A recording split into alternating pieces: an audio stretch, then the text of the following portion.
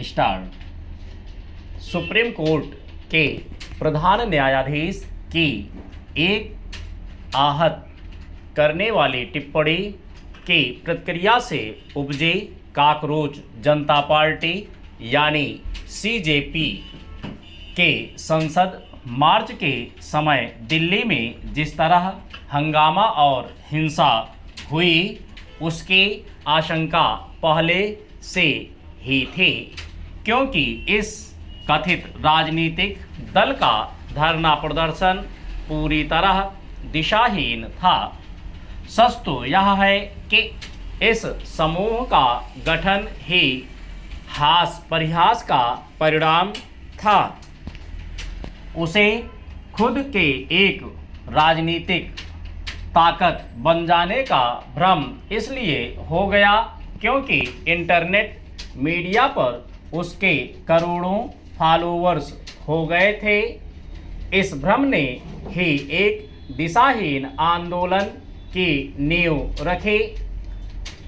CJP इसका उदाहरण है कि ऑनलाइन प्रसिद्धि धरातल पर कोई असर नहीं दिखाती।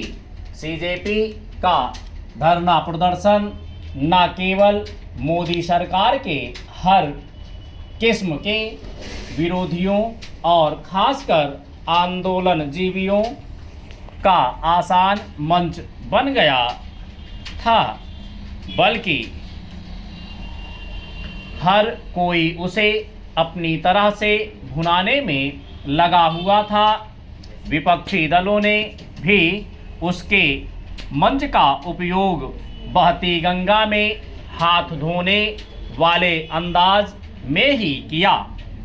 यह किसी से छिपा नहीं कि उसके मंच से किस तरह नीट पेपर लीक के साथ देश दुनिया के अनगिनत मसलों को उठाया जा रहा था।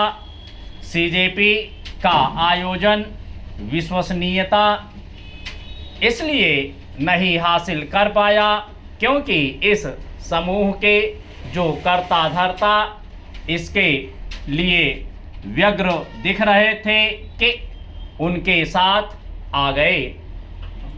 लद्दाख के सामाजिक कार्यकर्ता सोनम वांगचुक अपनी जान जोखिम में डालकर भी भूख हड़ताल जारी रखें। वे स्वयं अनशन करने और यहाँ तक कि धरना स्थल पर निरंतर उपस्थित रहने के लिए भी तैयार नहीं थे।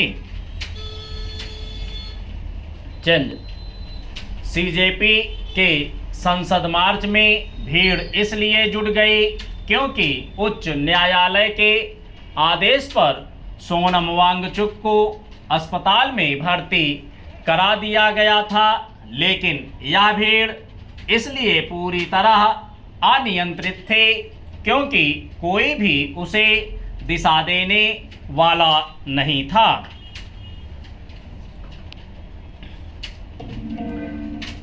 इस चेष्टा के बाद वह सब कुछ होना ही था जो दिल्ली की सड़कों पर देखने को मिला। इसे रोका जा सकता था यदि सीजेपी नेता किसी सुविचारित रणनीति के तहत अपना धरना प्रदर्शन कर रहे होते।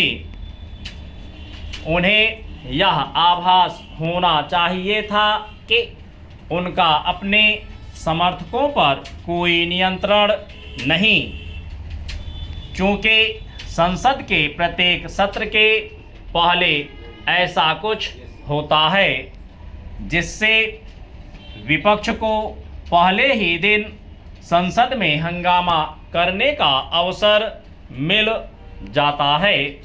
इसलिए सरकार को भी चाहिए था कि वह संसद मार्च के पहले ही सीजेपी के नेताओं से संवाद संपर्क की पहल करती।